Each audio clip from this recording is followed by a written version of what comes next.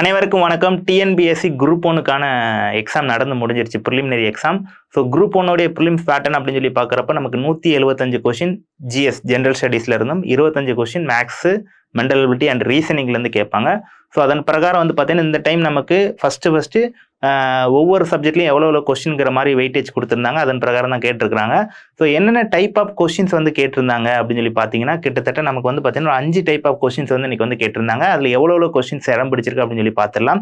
So கொஸ்டினுடைய types அந்த நம்ம patterns வந்து பார்க்குறப்ப டைரக்ட் கொஸ்டின், டைரக்டாக நம்ம கேட்டிருக்க கொஸ்டின்ஸ் வந்து 37 கொஸ்டின்ஸ் வந்து கேட்டிருந்தாங்க. ஒரு கொஸ்டின் கேட்டு டைரக்டாக ஆன்சர் பண்ணுற மாதிரி. நான் ஜிஎஸ்ல அவுட் ஆஃப் 150 மட்டும் பேசிட்டு இருக்கிறேன். ஸோ 175 மட்டும் சொல்லிட்டு இருக்கிறேன்.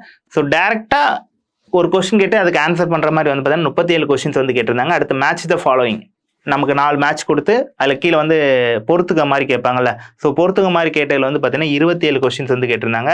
அடுத்து வந்து பார்த்தீங்கன்னா நமக்கு மல்டிபிள் ஸ்டேட்மெண்ட், ஒரு 2 ஸ்டேட்மெண்ட், 3 ஸ்டேட்மெண்ட், 4 ஸ்டேட்மெண்ட் இந்த மாதிரி கொடுத்துட்டு அதில் எந்தெந்த ஸ்டேட்மெண்ட்லாம் கரெக்ட் அப்படிங்கிறத நிறைய கேள்விகள் இருந்துச்சு. ஸோ அதில் ஒரு 71 கேள்விகிட்ட கேட்டிருந்தாங்க. அடுத்து குரோனாலஜிக்கல் ஆர்டர், அசெண்டிங் ஆர்டர்லையோ டிசெண்டிங் ஆர்டர்லையோ, அதாவது இயர் பிரகாரம் நம்ம வந்து அசெண்டிங் ஆர்டர்லையோ இல்லை டிசெண்டிங் ஆர்டர்லையோ அடுக்கிற மாதிரி வந்து பார்த்தீங்கன்னா அதில் ஒரு 10 கேள்வி கேட்டிருந்தாங்க. அடுத்து அசஸ் அண்ட் ரீசன், அதாவது கூற்று காரணத்தை வச்சு பார்த்தீங்கன்னா 30 கேள்விகிட்ட கேட்டிருந்தாங்க.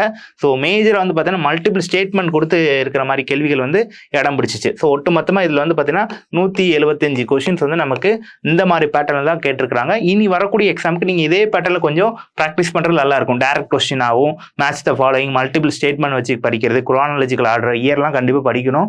அடுத்து அசஸ் அண்ட் ரீசன் மாதிரி படிச்சுக்கிட்டா நல்லபடியா இருக்கும். தேங்க்யூ.